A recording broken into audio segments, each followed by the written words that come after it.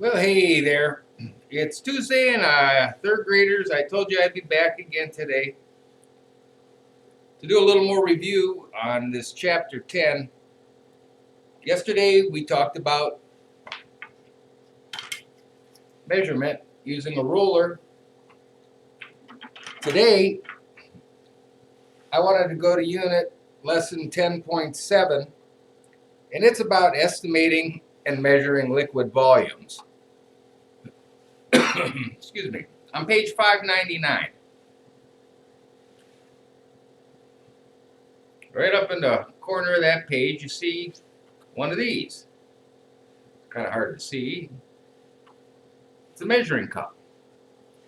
And I don't know if you can see it or not, but on this measuring cup, it's marked with different measurements. And they're there so we can measure liquids. Because that's what you measure liquids in, a measuring cup. In this cup, it has both metric and standard. So it's measured on one side in ounces and the other side in milliliters. The liter is the basic measurement in the metric system for liquids. And we use ounces and quarts, gallons in the standard system in America. But let's take a look at what this is all about. On page 599, it's asking you, and everybody in their house should have a measuring cup somewhere. And I'm sure if it's a measuring cup, it's marked off with different increments of measurement. On 599, what they're asking you to do is to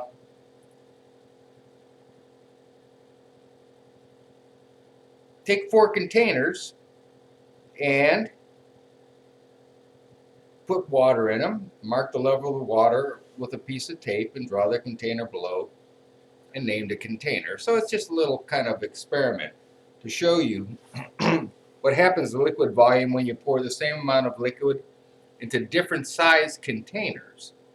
So if you got 4 different size containers, let's say for example you have a container that's about this big, and then you have another container that's about this big, and you pour the same amount of water in both of them, it'll present itself the same amount of water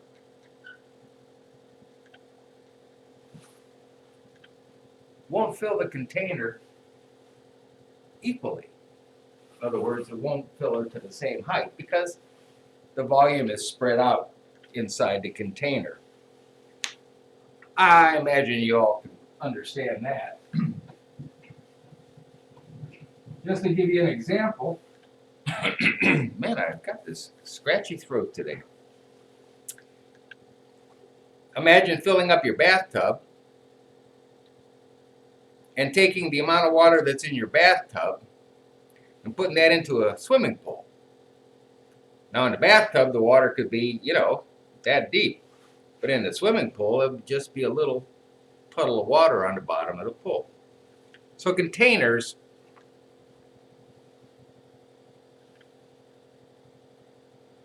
can offer, different size containers can offer a different relativeness to what the same amount of water in the container looks like. The whole point is, in this lesson, one of the things that they're asking you to do is to be able to estimate things. And so, in order to estimate, you have to have a pretty good idea of what the standard is. And let's just say, for example, this soda pop that I have here, if it represented 1 liter of liquid, and I had another container that was bigger in relationship, then obviously this container could hold more liquid. And if it's about twice as big, it would hold about twice as much water or liquid, which would be like 2 liters. So being able to look at different things. So if my glass represented 1 liter, another good example would be the water bottle that you have in the classroom every day. That's about 1 liter. But your bathtub, it could hold 100 liters of water. So you'd have to put 100. You'd have to fill up your water bottle 100 times and pour it into the bathtub in order to fill it up. So in a relative sense, the bathtub holds a lot more water than your water bottle. But you can learn to estimate.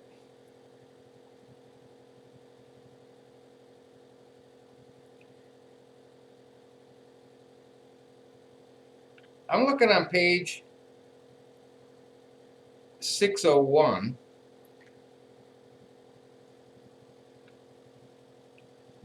And it's less problem number 2, 3, 4 is asking you to estimate how much liquid volume there would be when a container is filled. And what it's asking you to do is to think about, well, geez, if I got an idea how much 1 liter is, if I'm looking at an object like a coffee cup, the kitchen sink, or a teapot,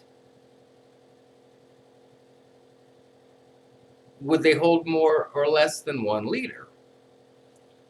So we're not even asking you to estimate how much you might think it might hold, just whether or not it holds more or less.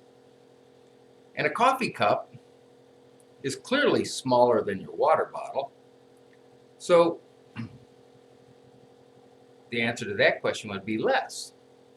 But the kitchen sink, on the other hand, it can hold a lot more water than your water bottle. So it would be more. And a teapot, it's not that much bigger than a water bottle, but it's clearly bigger than a water bottle. It'd probably take a couple water bottles to fill up a teapot. So it would be bigger. Same thing with trying to estimate how much liquid volume there would be when a container is filled using a pitcher or one of those little juice containers that you get, or a big bowl that you put punch in at a party. Now the pitcher obviously is going to hold more than 1 liter. Matter of fact, most pitchers probably could easily hold 2 liters. But those little juice boxes, you could probably get 2 or 3 of them inside your water bottle before it filled up. So it would be smaller. And the punch bowl, of course, is going to be bigger. At the bottom of 601, there's pictures of 4-liter bottles there. And 8, 9, and 10, those questions are 8, did Rosario pour the same amount into each bottle? Well, the bottles are all the same size, but the level of the liquid in the bottles is not. So the answer to that question would be, well, no. If Rosario poured the same amount of liquid into each one of those equal-sized containers, they'd all be at the same level. And then it just asks you to look at the 4 pictures and determine which one has the least amount, which is W, and which one has the greatest amount, and that would be Y, because it's completely full. Going on to the next page, problem number 11, it says, estimate how many liters will fill container C and how many liters will fill container E. Well, container C looks like it's about the size of a water bottle. That would be probably 1 liter. But when you look at the example for the container E, it looks like it's about half the size. So it would hold less than a liter and probably around a half a liter. And it's going to ask you which one, when filled, would hold more. Well, obviously, the bigger the container, the more liquid volume you can put into it if you fill it up. Number 12, name 2 containers that would be filled with about the same number of liters of water. So now it's asking you to look at these pictures. There's pictures of 5 different size containers there. And it's asking you, which 2 do you think would hold, when completely filled up, about the same amount of water? Now that's going to make your brain have to work a little bit, because you're looking at these and you see our basic measure of standard here is C. C is about the size of a liter. And so of the 4 remaining objects, which one of those 4 do you think would hold the same amount? Well, A, it's only half the size of C, so that wouldn't be it. D is clearly twice the size. It would hold twice as much water, so that wouldn't be a good choice. And we already determined that E was half the size of that liter. So it wouldn't hold the same amount. So it only leaves B. And if I was to just look at this and make a guess, that's the guess I would have made. B would be my choice. And I arrived at that answer just kind of logically eliminating the ones that clearly were not going to be equal. Sometimes you got to do it that way. If you just keep looking at the objects and don't try to rationalize the different sizes and whether or not they're equal, you can look at it for a long time before you figure it out. Problem number 17. I like these ones because they make you think smarter.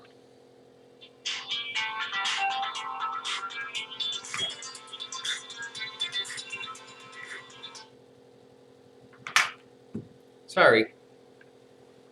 Every now and then someone has to call me right in the middle of a video lesson. Number 13. They're going to ask you to figure out what is wrong with that. Samuel says that you can pour more liters of water into container B than into container D. That you can pour more water into container B than you can in container D. And, I don't think you have to be a rocket science to figure that one out, because B is probably less than half the size of D. And so that's just wrong. Number 14. The bottles of tea hold about 1 liter. And so there's 5 problems there. Tell you whether or not different objects hold more. So 14A is a teacup. Does it hold more than that liter? No. Less. A kitchen trash can? I would say, yeah. Trash can's going to hold more than a liter of water. A small pool? Who are they kidding here? Of course a pool's going to be way more water than your water bottle. Same thing with a fish tank. You're not going to try and keep a fish alive inside your water bottle, are you? You have no place to swim. The last one, though, is a perfume bottle. And, perfume bottles are usually pretty small in size. And even if it's a good sized bottle of perfume, it's not likely that you can buy a whole liter of perfume. Typically, it's much less. So 4 of them are capable of holding more, and 1 isn't. Moving into the homework section, on page 603, it's asking you to estimate which liquid volume there will be when the container is filled. Now this is a little different. This is where you're actually going to look at it and try and guess. Now, the milk container obviously is more than a liter, and it's probably even more than 2 liters. But the little carton of milk, that's about a half a liter, less than a liter. And a water bottle, that would be about equal, wouldn't it? It holds about 1 liter of water. Now, a spoonful of water is clearly less. Your bathtub, obviously, come on, that's more. But an eyedropper, much, much less.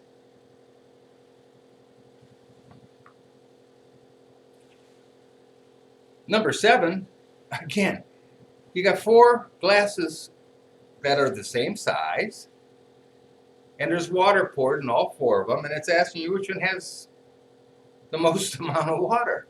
Well, I hope you picked the one that's got the most amount of water in it, because that would be D.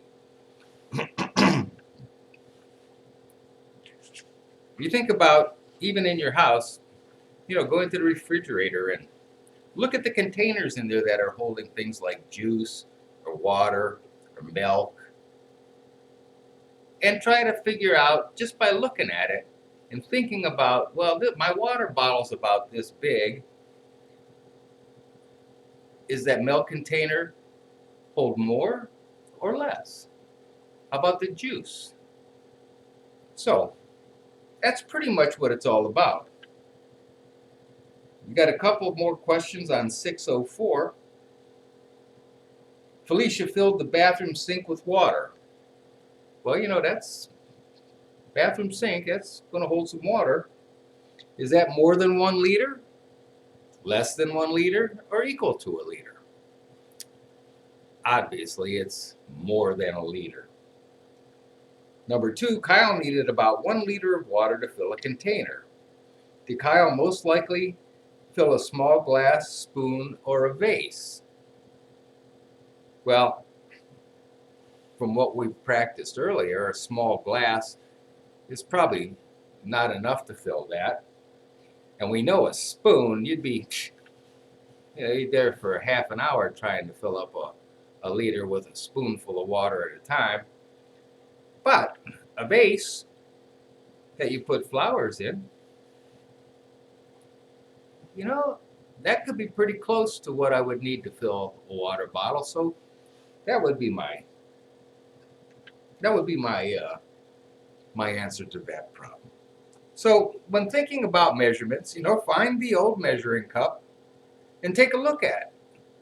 Now, this is a small measuring cup, but you can get a measuring cup that will hold a liter, and that makes it real easy to know exactly how much a liter is.